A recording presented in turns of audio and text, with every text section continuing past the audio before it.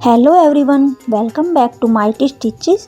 आज के इस वीडियो में हम लेटेस्ट डिज़ाइन की प्लाज़ो पैंट की कटिंग करना सीखेंगे।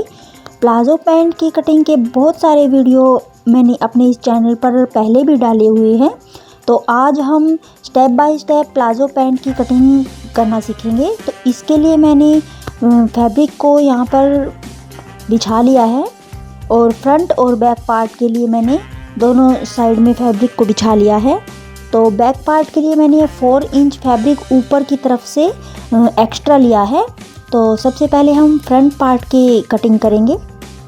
तो फ्रंट पार्ट की कटिंग के लिए मैंने सबसे पहले ये फैब्रिक को मैंने उल्टा करके बिछाया है और हम लेंथ का इसमें मार्किंग करेंगे। तो लेंथ के मेरी है 36 इंच। तो 36 इंच पे मैंने ये निशान लगाया है नीचे की तरफ और 3 इंच फैब्रिक एक्स्ट्रा मैंने ये अंदर फोल्डिंग के लिए लिया है मोहरी में। और इस तरह से ये दोनों निशान लगा के हम इनको इस तरह से सीधा कर लेंगे।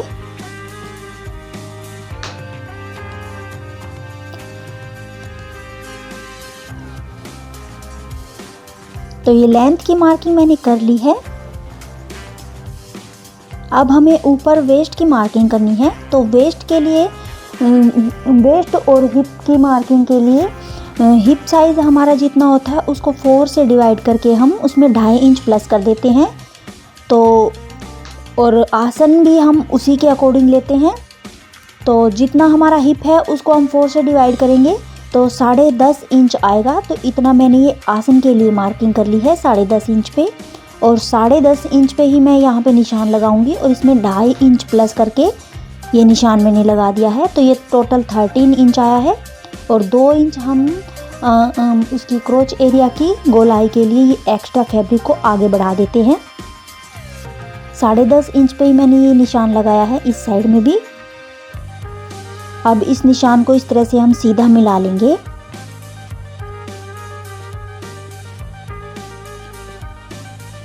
अब हमें कमर के लिए मार्किंग करनी है। तो कमर जितनी हमारी है उसको 4 से डिवाइड करेंगे।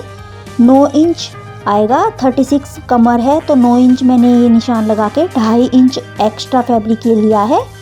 तो ये 11.5 इंच पे मैंने ये निशान लगा दिया है।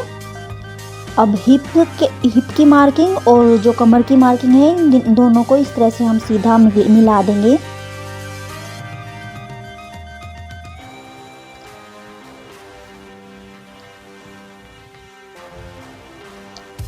अब हमें यहाँ पे क्रोच एरिया की गोलाई के लिए निशान लगाना है। तो क्रोच एरिया की गोलाई हम 1.5 इंच पर लगाएंगे। तो इस तरह से 1.5 इंच पे हम अगर मार्किंग करेंगे तो हमारा जो नीचे आसन की तरफ से जो खिंचाव आता है वो खिंचाव बिल्कुल भी नहीं आएगा और हमारी प्लाजो पैंट की फिटिंग बिल्कुल परफेक्ट आएगी। तो ये 1.5 इंच पे मैंने मार्किंग करके इस तरह से और इस क्रोच एरिया की राउंड शेप इस तरह से लगा दी है।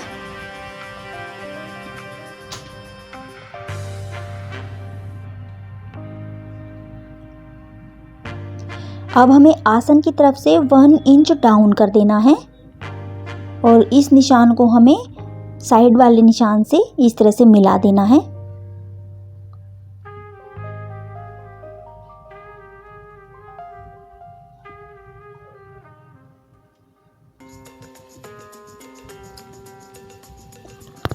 अब हमें फिटिंग के लिए निशान लगाना है। तो हमारा जहाँ पे हमने हिप साइज़ लिया था उसको हमें इस तरह से हाफ में डिवाइड कर लेना है। तो ये 6.5 इंच मेरा आया है यहाँ पर। 6.5 इंच पे ही हम ऊपर भी प्लीट्स के लिए निशान लगाएंगे और 6.5 इंच पे ही हम मोहरी वाली साइड में भी इस तरह से निशान लगा देंगे।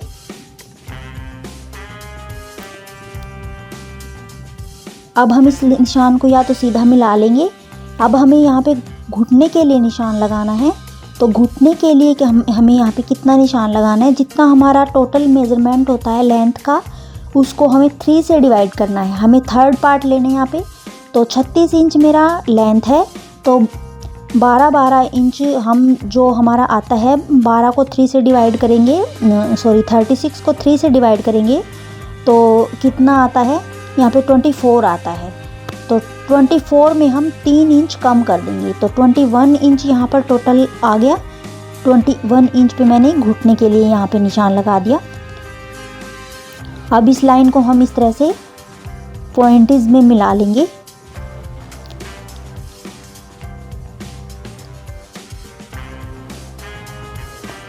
अब हमें यहाँ पे पॉकेट के लिए मार्किंग करनी है, तो 3 इंच पे हम इधर पॉकेट के लिए निशान लगाएंगे।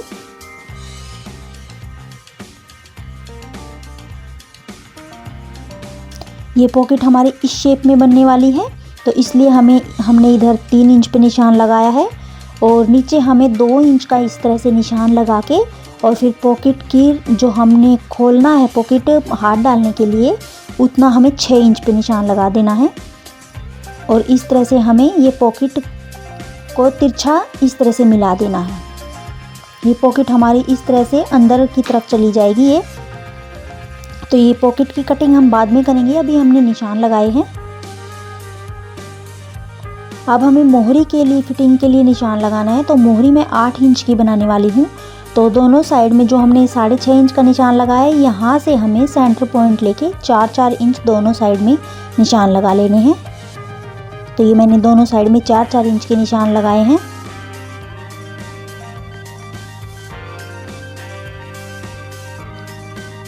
और जो फैब्रिक हमें फोल्ड करना है, नीचे 3 इंच का एक्स्ट्रा लिया था, उस पे भी हमने इसी तरह से 4-4 इंच पे निशान लगा लिया है।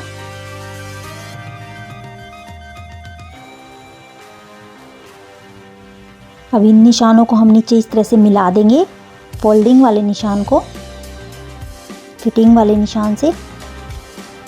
अब हमें घुटने की फिटिंग का निशान लगाना है, तो घुटना हमारा है 19 इंच। 19 का हाफ होता है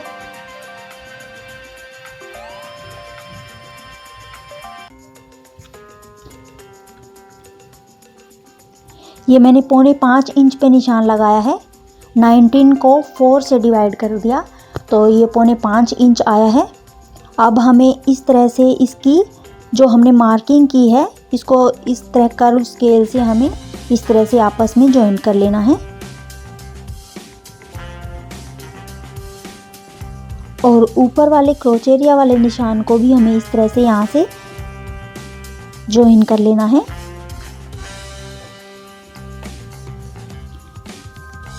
इसी तरह से हमें दूसरी साइड में भी कर्व स्केल की हेल्प से और सभी निशानों को आपस में जॉइन कर लेना है।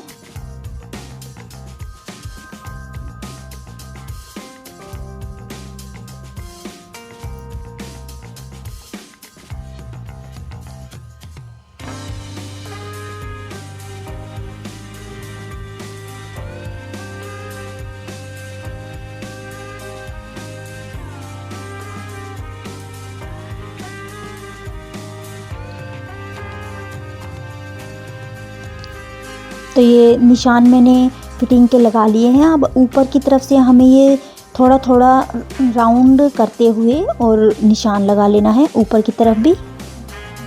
तो सभी निशानों को मैंने इसी तरह से आपस में मिला लिया है।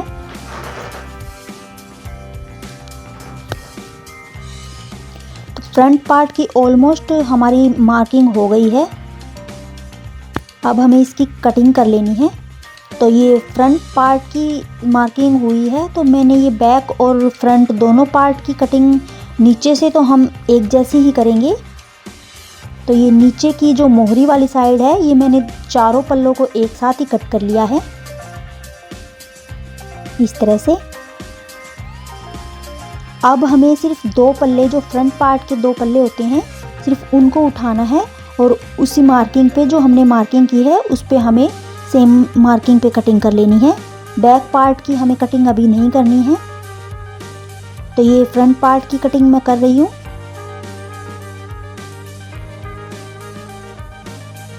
जो मार्किंग हमने की है सेम उसी मार्किंग पे हमें कटिंग करते जाना है। इसमें हमें मार्जिन के लिए कोई भी एक्स्ट्रा निशान नहीं लगाने हैं।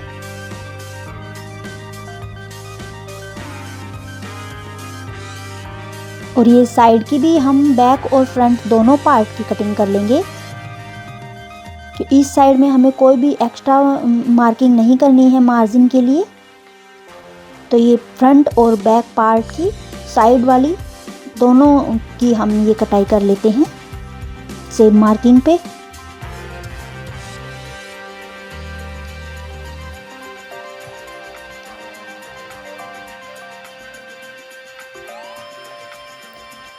अब हमें फ्रंट पार्ट जो हमने कट किया है इसको हमें एज इट इज़ रखे रखना है, और जो एक्स्ट्रा फैब्रिक जो हमने कटिंग किया है दूसरी साइड से, उस फैब्रिक को हमें यहाँ से हटा देना है। तो ये मैं एक बार मार्किंग इधर से कर लेती हूँ, फ्रंट पार्ट का हमारा जहाँ निशान आया वहाँ से। अब इस एक्स्ट्रा फैब्रिक को हम एक साइड में कर देंगे और बैक पार्ट के लिए फिर से मार्किंग करेंगे। तो बैक पार्ट के लिए हमें 2-2 इंच निशान लगा लेना है इस तरह से। तो क्रोच एरिया वाले साइड से भी हमें 2 इंच पे इसी तरह से निशान लगा लेना है। और जो हैवी साइज़ की अगर कोई लेडीज़ होती है तो उसके लिए हम यहाँ से 2.5 इंच पर भी मार्किंग कर सकते हैं।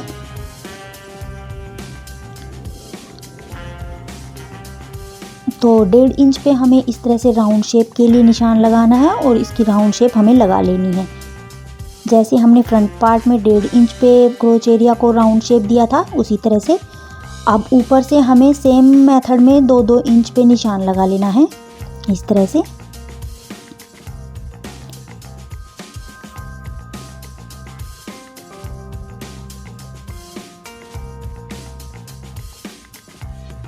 तो इसी तरह से 2 इंच पे निशान लगा के हमें बैक पार्ट की सभी मार्किंग पूरी कर लेनी है।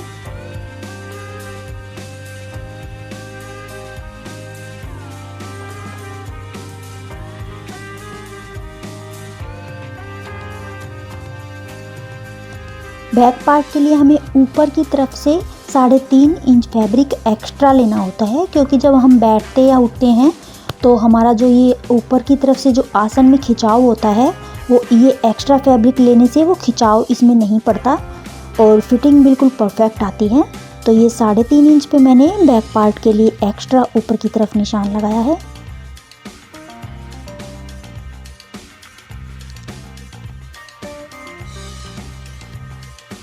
अब इस निशान को हमें कोने वाले निशान से इस तरह से इंची टेप की हेल्प से और सीधा मिला लेना है।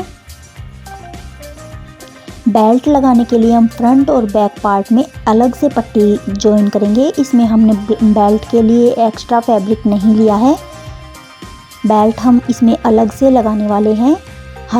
इसमें हम इस पैंट में हम थोड़ा सा अलग लुक के लिए अलग से बेल्ट लगाएंगे, नहीं तो हम इसी में बैक पार्ट में हम इसी फैब्रिक में ही ऐड कर देते हैं दो बेल्ट के फैब्रिक को, लेकिन इसमें हम अलग से जॉइन करेंगे।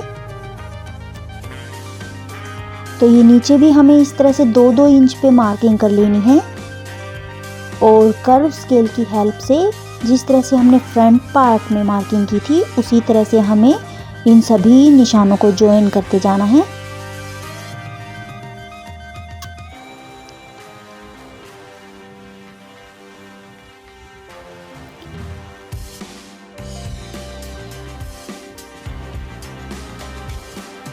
तो ये बैक पार्ट की भी हमने मार्किंग कर ली है। अब इस सेम मार्किंग पे हमें बैक पार्ट की कटिंग कर लेनी है।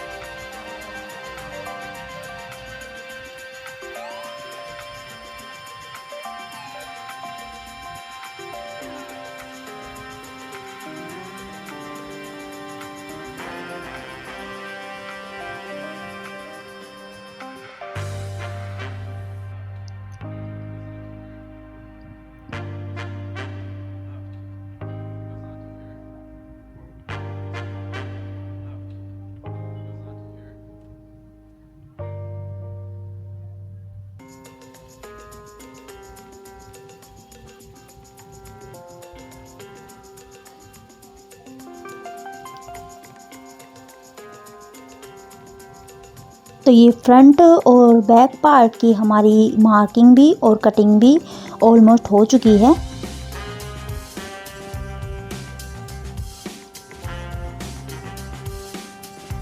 अब हमें पॉकेट के लिए फ्रंट पार्ट पे निशान लगाना है। तो एक बार हम इन सभी फैब्रिक को एक साइड में कर देंगे और बैक पार्ट को भी एक बार हम अलग से रख देते हैं और फिर हम फ्रंट पार्ट के पल्ले के ऊपर पॉकेट के लिए फिर से मार्किंग करेंगे। तो ये फ्रंट और बैक पार्ट को अलग अलग करके हम रख लेंगे। बैक पार्ट में हमें और कोई कटिंग नहीं करनी है, हमारी बैक पार्ट की कटिंग ऑलमोस्ट हो चुकी है। अब हमें इसमें पॉकेट के लिए मार्किंग करनी है। तो अगर आप चाहें दोनों साइड में पॉकेट लगाना तो आप दोनों पल्लों पे मार्किंग करें फ्रंट पार्ट के, और अगर आप चाहें एक साइड में पॉकेट लगाना तो आप एक ही साइड में मार्किंग कर सकते हैं। तो ये 2 इंच पे मैंने पहले निशान लगाया था, उसी निशान को हम फिर से डार्क कर लेते हैं। और 3 इंच में हमने ऊपर की तरफ अंदर फोल्डिंग के लिए निशान लगाया था, तो ये निशान हमने फिर से मिला लिया है इस तरह से। अगर आपको पॉकेट की कुछ समझ नहीं आ रहा है तो जब हम इसकी स्टिचिंग करेंगे तो उसमें अच्छे से मैं इस पॉकेट को लगाना समझा दूंगी।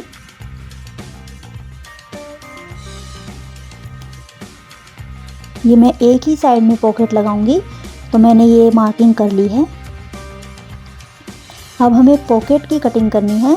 तो जो हमारा ये फैब्रिक साइड में बचा हुआ है, इसी फैब्रिक में से हमने बेल्ट और पॉकेट की कटिंग करनी है।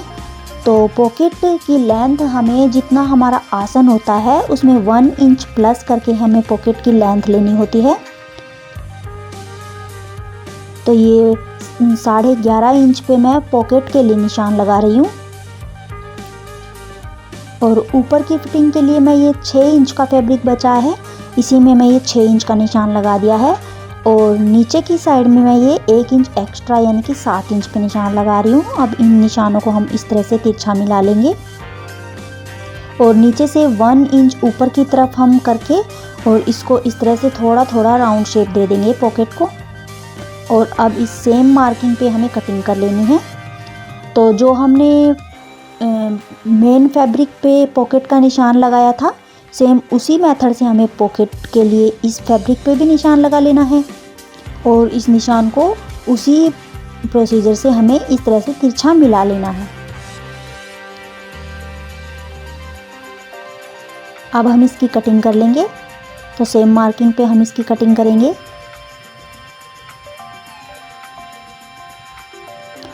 तो गाइस, आज के लिए बस इतना ही। इसकी स्टिचिंग, पैंट की स्टिचिंग के लिए हम नेक्स्ट पार्ट में मिलेंगे। तो अगर आपको मेरा ये पैंट कटिंग का वीडियो पसंद आए तो इसे लाइक करें, साथ साथ मेरे चैनल को भी सब्सक्राइब कर लें ताकि मेरे आगे आने वाले सभी वीडियो की लेटेस्ट अपडेट आप लोगों तक पहुँचे सबसे पहले। तो मिलते हैं नेक्स्ट वीडियो में नेक्स्ट डिज़ाइन के साथ। और नेक्स्ट वीडियो में हम इसकी पैंट की स्टिचिंग भी करना सिखाएंगे। तो मिलते हैं। Till then, thanks for watching, bye bye.